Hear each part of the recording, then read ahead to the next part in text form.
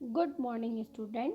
मैं Geetika Madhuban public senior secondary school से आपकी हिस्ट्री की क्लास जो इसमें एसएसटी में ही इसमें आज अपन रूस की क्रांति में अक्टूबर के बाद में क्या क्या बदलाव आए इसके बारे में पढ़ेंगे। तो इसकी क्रांति के बाद में जो तीन मुख्य जो मुद्दे रखे गए थे कि सभी का जो राष्ट्रीयकरण है वो किसके अंतर्गत हो जाए, बैंकों के अंतर्गत हो जाए। तो नवंबर 1917 में राष्ट्रीयकरण किया गया। उद्योग का जो स्वामित्व है वो भी स्वामित्व प्रबंधन और सरकार के बीच में नियंत्रण रहेगा। जमीन में जो संपत्ति घोषित कर दिया गया और जमीन मालिकों को जमीन दे दी गई, लेकिन साथ साथ में जो बड़े मकान मालिक थे उनको पर्याप्त उनके लिए जो हिस्सा था उसको छोड़ के और बाकी जो उनके पास में हिस्सा बच रहा था उनको छोटे लोगों को, जो ज़रूरतमंद लोग थे, जो बेघर लोग थे, उनको दे दिया जाए। उन्होंने अभिजान्य वर्ग के द्वारा पुरानी पदवारियों को भी इस्तेमाल करने पर रोक दिया गया और इसके साथ साथ सरकारी अफसरों की भी वर्दियां बदली गई। ये जो वर्दियां बदली गई थी उसमें एक टोपी का भी चुनाव किया गया जो सर्वोदय टोपी के नाम से जानी गई। ये जो आपको डायग्राम दिख रहा है पहनावा टोपी का, तो ये इस प्रकार की जो है वो टोपी सोवियत संघ में पहनाई गई। इसको क्या कहा जाता था? बूदी योनोक।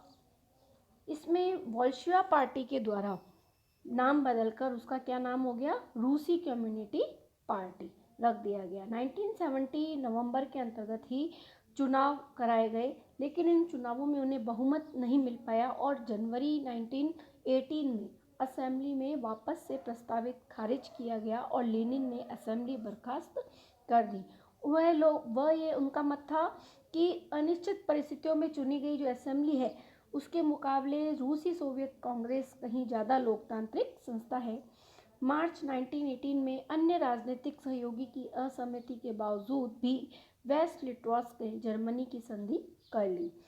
आने वाले सालों में वॉल्शविक पार्टी अखिल रूसी सोवियत कांग्रेस के लिए होने वाले चुनावों में हिस्सा लेने के लिए एकमात्र पार्टी ही रह गई थी। अखिल जो रूसी लोग थे, जो रूसी कांग्रेसी थे, वो देश की संसद को दर्जा दिया गया था और रूस एक दलीय राजनीतिक व्यवस्था वाला देश बन चुका था। वहाँ पर कैसी स्थिति थी? एक दलीय राजनीतिक वाली स्थिति थी। ट्रेड यूनियन पर पार्टी का नियंत्रण रहता था। गुप्तचर पुलिस, जिसे पहले चेका और बाद में ओजीपीयू तथा एनकेवीडी का नाम दिया गया, बोल्शेविकों की आलोचना करने वालों को दंडित करती थी। बहुत सारे युवा लेखक और कलाकार भी पार्टी की तरफ आकर्षित हुए क्योंकि वह समाजवाद और परिवर्तन के प्रति समर्पित थे। इसी के साथ साथ 1917 के बाद में ऐसे कलाकार और पार्टियां थोपी गई जिसकी सेंसरशिप के कारण बहुत सारे लोगों को पार्टियों में मोह भी भंग होने लगे थे। गृह युद्ध छिड़ गया और जब जमीन और पुनः वितरण का आदेश दिया तो रूसी सेना टूटने लगी। ज़्यादातर सिपाही किसान थे क्योंकि जो लोग किसान लोग थे उनको किस में भर्ती किया जा रहा था? सिपाहियों में। वह भूमि पुनः वितरण के लिए घर लौटना चाहते थे, इसलिए सेना छोड़कर जाने लगे क्योंकि भूमि किसको मिल रही थी? किसानों को मिल रही थी। तो इसलिए वह लोग, सिपाही जो लोग थे, क्योंकि सिपाही बना दिया था, जो लोग मजदूर हट्टे कट्टे थे उन लोगों को क्या बना दिया गया था? सिपाही बना दिया गया था।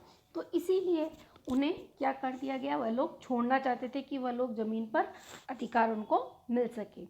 गैर वॉल्शविक समाजवादियों, उदारवादियों, राजशाही के समर्थकों के द्वारा विरोशिक विद्रोह की निंदा की गई। उनके नेता जो थे दक्षिण रूस में इकट्ठा होकर वह लोग रेड से लड़ने के लिए टुकड़ियां संगठित करने लगे और 1918 और 1919 में रूसी साम्राज्य को ज़्यादातर हिस्सों पर सामाजिक क्रांति या जो कि ग्रीस और जार समर्थक को क्या कहा जाता था? वाइट्स का नियंत्रण रहा था। उन्हें फ्रांसीसी, अमेरिकी, ब्रिटिश, जापानी टुकड़ियों का समर्थन मिल गया था और ये जो सभी शक्तियाँ थी वो समाजवाद के फलते फूलते नहीं देखना चाहती थी।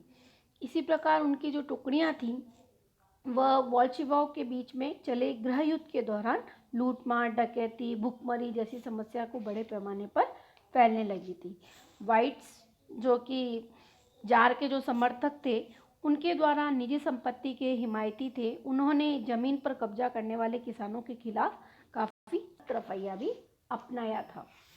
हरकतों के कारण, इन बातों के कारण गैर वॉल्शिक जो थे प्रति जन समर्थक तेजी से घटने लगे और 1920 के भूतपूर्व रूसी साम्राज्यों को ज़्यादा हिस्सों पर वॉल्शिक का नियंत्रण कायम हो चुका था।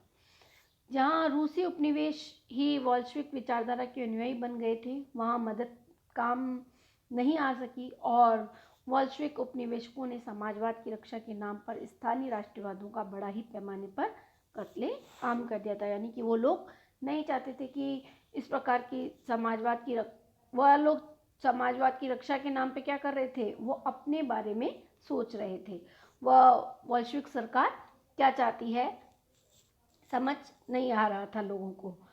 इसी प्रकार 1922 में रूसी साम्राज्य में से वॉल्शिक द्वारा स्थापित किया गया और राज्य के अंतर्गत राजनीतिक सत्ता दे दी गई थी। समाजवादी समाज का निर्माण हुआ और गृह युद्ध के दौरान जो है वह उद्योग और बैंकों के राष्ट्रीयकरण को जारी रखा गया। जो युद्ध हो रहा था गृह युद्ध, उसके द्वारा भी, क्योंकि मकान की जो इस प्रकार पूर्ति किसको मिल रही थी, किसान लोगों को मिल रही थी, तो साथ साथ में बैंकों का और उद्योग जो है वो भी पूर्ण रूप से जारी थे।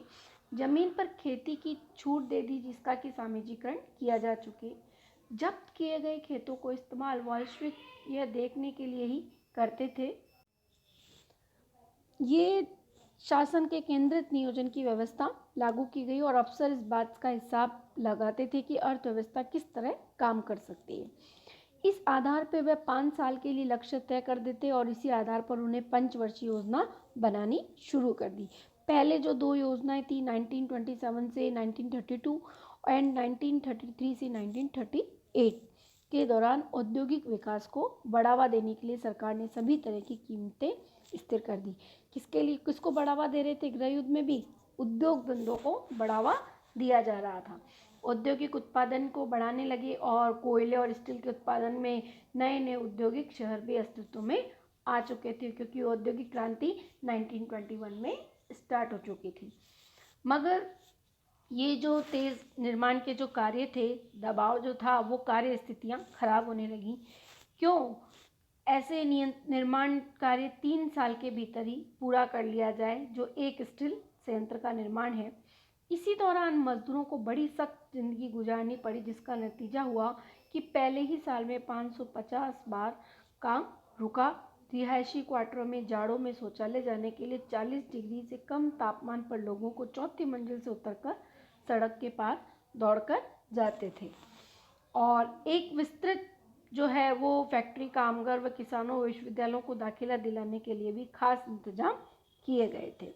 लेकिन यह अगर हम देखें तो महिलाएं जो थी अभी भी फैक्ट्रियों और बलवाड़ियाँ खोल दी गई थी।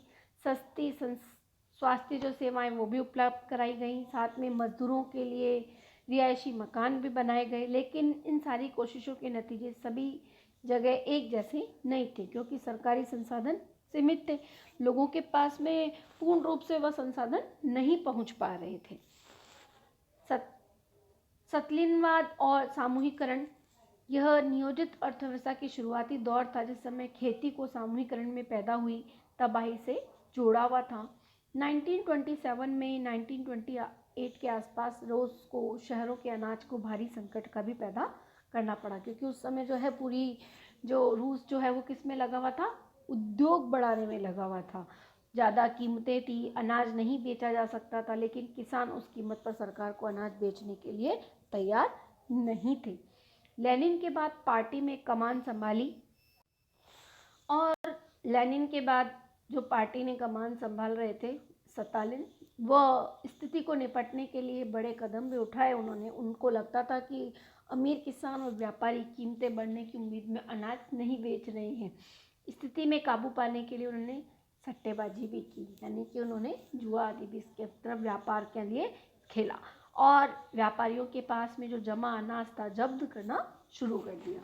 1928 में पार्टी के सदस्यों ने अनाज उत्पादक इलाकों को दौर किया और अनाज खरीदा और कुलकों को ठिकानों पर छापे मारे। किसानों से जो है उन्होंने ज़बरदस्ती अनाज खरीदा। अनाज की कमी बनी रही तो खेतों में सामूहिकरण का फैसला लिया गया और एक तर्क दिया गया कि अनाज की कमी इसलिए है कि खेत बहुत छोटे छोटे हैं। 1917 के बाद में ज़मीन किसानों को सौंप दी गई और किसानों के पास छोटे खेत थे जिनका आधुनिकीकरण नहीं किया जा सकता था, तो उनको आधुनिक खेत विकसित करने के लिए मशीनों की सहायता से उनको औद्योगिक खेती के लिए भी सफाया कर दिया गया। किसानों से ज़मीन जो थी वो छीन ली और राज्य नियंत्रण यानी कि वही सरकारी नियंत्रण हो गया और विशालकाय बड़े बड़े खेत बनना जरूरी माना गया था। इसके बाद में सामूहिकरण का कार्यक्रम की शुरुआत हुई। पहले तो हुई सतालीन की शुरुआत और ये सतालीन के संभाली जब कमान, तब इस शुरुआत के बारे में उन्होंने ही सामूहिकरण की प्रक्रिया को खोजा और उसके बाद में 1929 में पार्टी ने सभी किसानों को सामूहिक खेतों में कोल खोज के काम करने का आदेश जारी कर दिया।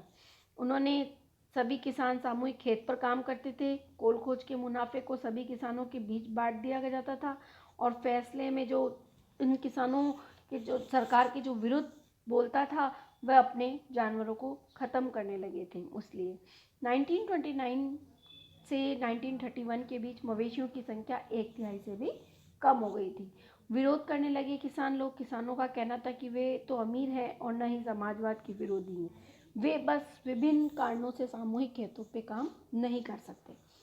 उन्होंने लेकिन ऐसे किसानों को कोई खास मदद नहीं की जा रही थी। जो स्वतंत्रता चाहते थे जो लोग किसान, उनकी मदद नहीं हो रही थी। तो सामूहिकरण के बावजूद उत्पादन की नाटकीय वृद्धि नहीं हुई, बल्कि 1930 और 1933 के खराब फसल की बाद में सोवियत इतिहास का सबसे बड़ा अकाल, जो कि 40 लाख से ज़्यादा लोग उसमें मर गए थे, इसके इसी तरह आरोप लगाए गए और 1939 में तक आते आते 20 लाख से ज़्यादा लोगों को जेलों में और श्रम भेज दिया गया। ज़्यादातर लोग ऐसा कोई अपराध नहीं किया था, लेकिन सुनने वाला कोई नहीं था और उनके ऊपर यातनाएं भी होती थी। यह यातनाएं जो दे देकर वह इस आश्चर्य में बयान लिखवा गए कि इसी प्रकार अगर विरोध साजिश में हिस्सा लिया और इस आधार पर उन्होंने मार दिया गया। इनसे कोई भी प्रतिभावान पेशावर लोग नहीं थे, यानी कि जो लोग थे वह सब क्या थे, मजदूर थे, कारीगर थे। लेकिन इसका जो विरोध की जो प्रतिक्रिया थी वो बहुत ही गलत थी। इसका वैश्विक क्या प्रभाव पड़ा? बोल्शेविकों को जिस प्रकार सत्ता का कब्जा कर लिया गया था, इस तरह शासकों ने चलाया और उसके बाद में यूरोप में समाजवादी पार्टियों पर बहुत सहमत भी नहीं थी। लेकिन मेहनत कशों में राज्य की स्थापना की संभावना ने दुनिया भर में लोगों को नई नई उम्मीद जगा दी, क्योंकि वहाँ की जो कम्युनिटी पार्टी का गठन किया गया, इंग्लैंड में community party of great Britain की स्थापना की गई। बोल्शेविकों ने उपनिवेशित जनता को भी रास्ते का अनुसरण कराया। सोवियत संघ के अलावा बहुत सारे देशों के प्रतिनिधियों ने conference of the people of the east और बोल्शेविकों द्वारा बनाए गए कम्युनिटी कमिटमेंट में हिस्सा लिया था और community university of the workers of the east में शिक्षा दी गई थी।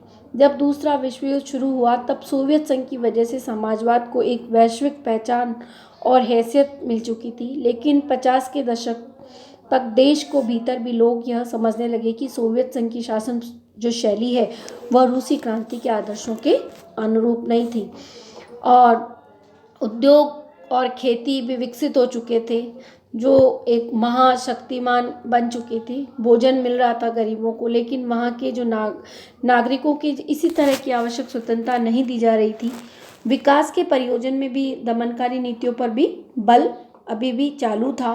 20वीं सदी के में भी एक समाजवादी देश के रूप में अंतर्राष्ट्रीय स्तर पर सोवियत संघ और प्रतिष्ठान काफ़ी कम हो गई थी। हालांकि अभी भी कुछ लोग समाजवाद के आदर्शों में सम्मान करते हैं, लेकिन सभी देशों में समाजवाद के बारे में पुनर्चर्चा विचार भी किया गया है। तो रूस की जो क्रांति थी वह एक प्रकार से वहाँ उसने सभी देशों को प्रभावित भी किया था। जिस प्रकार रूस में भारतीय में जवाहरलाल नेहरू और रविंद्रनाथ टैगोर भी थे, जिन्होंने सोवियत समाजवाद के बारे में कुछ देखा है। इसकी जो प्रतिक्रिया थी वो रूस से रविंद्रनाथ टैगोर की 1930 में यह सुधार दिखाई दिए। सड़क पर भागम भाग लगा कोई व्यक्ति एक सम्राट नहीं लगता, सभी जगह मजदूर की है। यह आम जनता रईसों के साए में किसी भी तरह दबती दिखाई नहीं देती। यानी कि अब जो है वो मजदूरों का भी बोलबाला था।